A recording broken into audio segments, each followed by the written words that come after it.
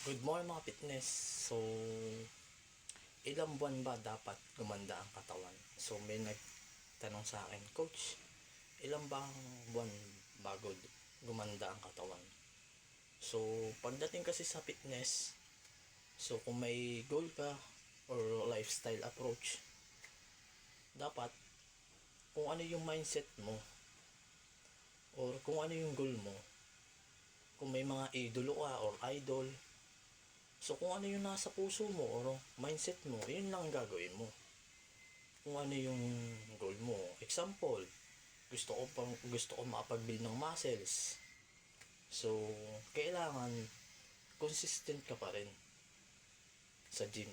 So, consistent ka sa pag-workout. So, gusto kong lumaki yung mga muscles ko, makapag-build ng muscles. So, gusto ko naman ma-compete o mag-bodybuilding. So, kailangan consistent ka pa rin sa mga ginagawa mo. So yon mga fitness.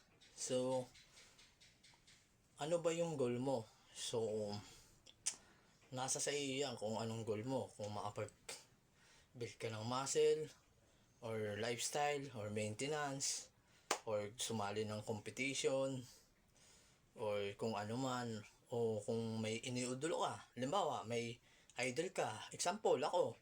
Gusto mo ako maging idol o idolo.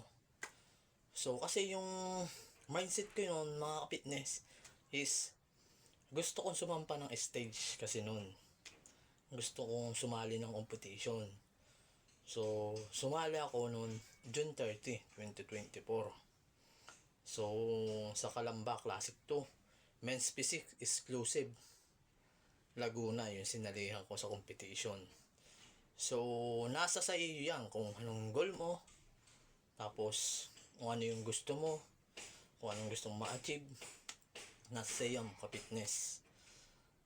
Basta ang lagi mo lang tandaan, kung consistent ka sa mga ginagawa mo. Kung gusto mo yung bagay na yun, mga fitness. Gusto ko ba yung bagay na to? Mas consistent ako sa ginagawa ko. Ba't ko ginagawa to? Kasi yung iba, magkakaiba tayo ng approach. Iba, maging maintenance, lifestyle, or sumali ng competition, or magkaroon ng shape ng body, or hubog. Yun. So, tsaka, kung ilang years, nakadepende yan sa sarili mo, mga fitness.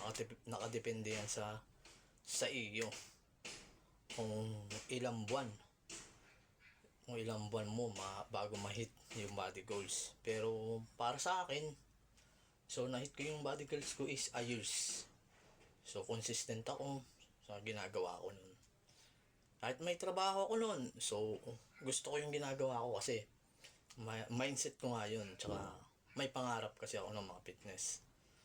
So yun lang, stay fit and healthy. So, alagaan lang natin ang ating kalusugan. This is Coach Marsky.